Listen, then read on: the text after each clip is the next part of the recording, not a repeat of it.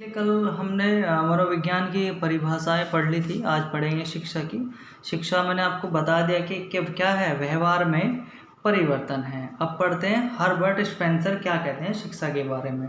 देखिए, शिक्षा से आज से बालकों के अंतर्निहित शक्तियों का बाह्य जगत के साथ समन्वय स्थापित करना ही क्या है, शिक्षा है।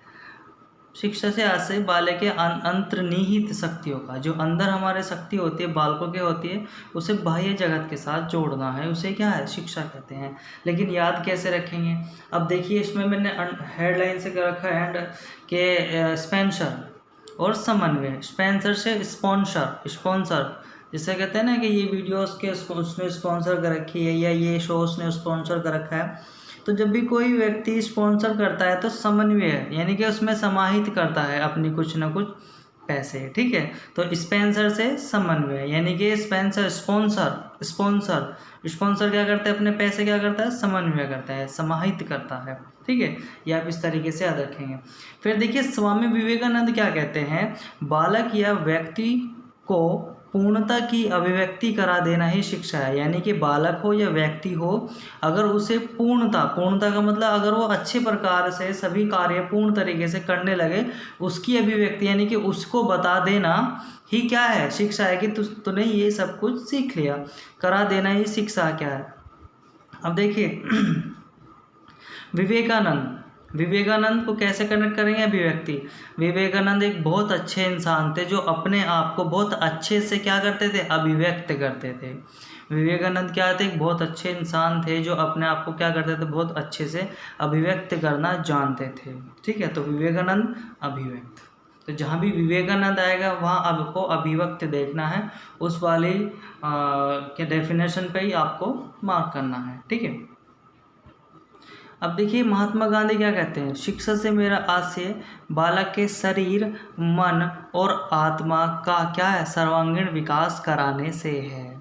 क्या, शरीर, मन और आत्मा का सभी प्रकार से विकास कराने से है। तो गांधी क्या थे, शरीर, मन और आत्मा से सभी प्रकार से वो हमारे देश का क्या करना चाहते थे, सर्वांगीण विकास। तो गांधी क्या करना चाहते थे, सर्वांगीण विकास करना चाहते थे। तो गांधी से कनेक्टेड होगा आपका सर्वांगीण। तो जहाँ भी आपको सर्वांगीण मिलेगा वहाँ गांधी, ठीक है। ऐसे आता है आपका शंकराचार्य क्या कहते हैं, शिक्षा वह है जो मुक्ति दिला सके। अब आप एक बार बता रही, जो आचार्य वगैरह थे ये क्या करते थे, सब मुक्तियों की बात तो करते थे। ये सबसे आसान पड़ेगी कि जब भी आचार्य आपको मिलेगा आपको मुक्ति देखना है, कि जो आचार्य लोग थे वे क्या करते थे, मुक्ति की बात ही करते थे, ठीक है। अब देखिए, करते हैं शिक्षा मनोविज्ञान की। आपने मनोविज्ञान की बात कर ली, शिक्षा की बात कर ली, यानी कि किसी शैक्षिक वातावरण में मन का अध्ययन करना ही क्या है, शिक्षा मनोविज्ञान है। तो देखिए क्या है, शैक्षिक परिस्थितियों यानी कि एक शैक्षिक वातावरण में मानव व्यवहार का अध्ययन करना ही क्या है, शिक्षा मनोविज्ञान है। ये S.S. चौहान ने कहा था, ठीक है। इसके बाद देखिए, मैकडूगल के अनुसार मन या व्यवहार का अध्ययन करके व्यवहार में परिवर्तन करना ही क्या, शिक्षा मनोविज्ञान है। मन या व्यवहार का अध्ययन कर दिया और साथ ही क्या कर दिया, परिवर्तन, जो कि शिक्षा है, वही क्या है आपका, शिक्षा मनोविज्ञान है। तो मैकडूगल से, मैं से मैकडूगल और मैं से मन। तो आपको मोस्ट ध्यान रखना है, जब भी शुरू में आपको मन मिलेगा तो मैं से मैकडूगल और मैं से ही मन। अब बात करते हैं शिक्षा मनोविज्ञान के जनक।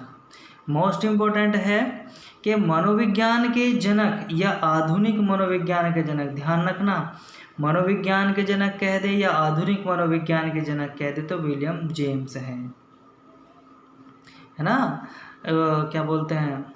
और शिक्षा मनोविज्ञान के जनक, देखिए मनोविज्ञान अलग है लेकिन अगर शिक्षा जुड़ जाए तो थोड़ा आएगा।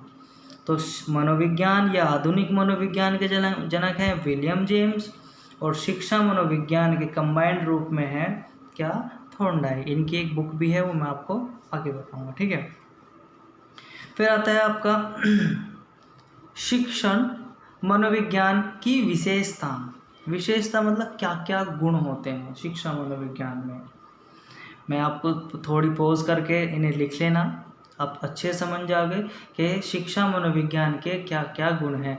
अगर आप शिक्षा जानते हैं क्या है, मनोविज्ञान जानते हैं क्या है, अगर शिक्षा मनोविज्ञान जानते हैं क्या, तो आप उन 4 ऑप्शन में से देख के पहचान लोगे। इन्हें बस आपको सिर्फ एक बार पढ़ना है और कुछ नहीं करना है, आप खुद भी समझ सकते हैं। ठीक है। उसके बाद है शिक्षा मनोविज्ञान की आवश्यकता। शिक्षा मनोविज्ञान क्यों ज़रूरी है, क्या होता है इससे, ये है इस लाइन का मतलब। ये शिक्षा मनोविज्ञान की ज़रूरत क्यों है, किस वजह से इसे इसका ज्ञान करना चाहिए, इसे पढ़ना चाहिए, क्या क्या करता है। देखिए, बालक के स्वभाव का ज्ञान प्राप्त करने है। तो ऐसी बहुत सारी लाइनें हैं जिन्हें आप अच्छे से समझ सकते हैं। ठीक है, ये देख लीजिए।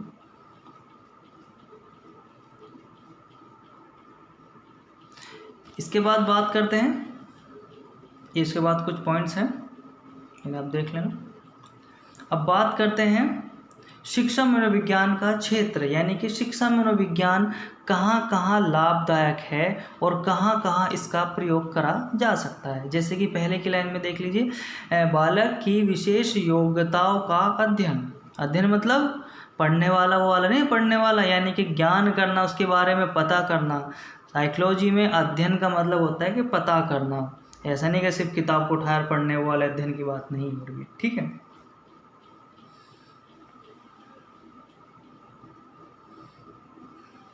अब देखिए स्किनर क्या कहते हैं। स्किनर के अनुसार शिक्षा मनोविज्ञान के क्षेत्र में, शिक्षा मनोविज्ञान के क्षेत्र में वह सब ज्ञान और विधियाँ सम्मिलित हैं, वह सारा और विधियाँ सम्मिलित हैं जो सीखने की प्रक्रिया से अधिक अच्छी प्रकार समझने और अधिक कुशलता से निर्देशित करने के लिए आवश्यक है। आप समझ लेना, इसमें कोई बड़ी बात नहीं है, जो ऊपर कहा गया है वही सब सेम है। अब कनेक्ट कैसे करेंगे कि स्किनर ने कहा, तो स्किन को मैंने हमेशा प्राणी से जोड़ा है, क्योंकि स्किन मनुष्य या जीव जंतु की होती है, प्राणी होते हैं, और प्राणी ही किसी कार्य को करने में क्या होते हैं, कुशल होते हैं। जैसे जो घोंसला बनाने के लिए चिड़िया कुशल होती है, हम घर बनाने में कुशल होते हैं। तो स्किन से आप प्राणी जोड़िएगा वो, और प्राणी क्या होते हैं, अपने आप में कुशल होते हैं। ठीक है, तो स्किन, प्राणी और कुशलता, तो जहाँ भी आपको कुशलता दिखाई देगी तो स्किनर की परिभाषा होगी, जो कि आपकी शिक्षा मनोविज्ञान के क्षेत्र से संबंधित है। ठीक है, और जो आगे होंगे वो हम नेक्स्ट वीडियो में पढ़ेंगे।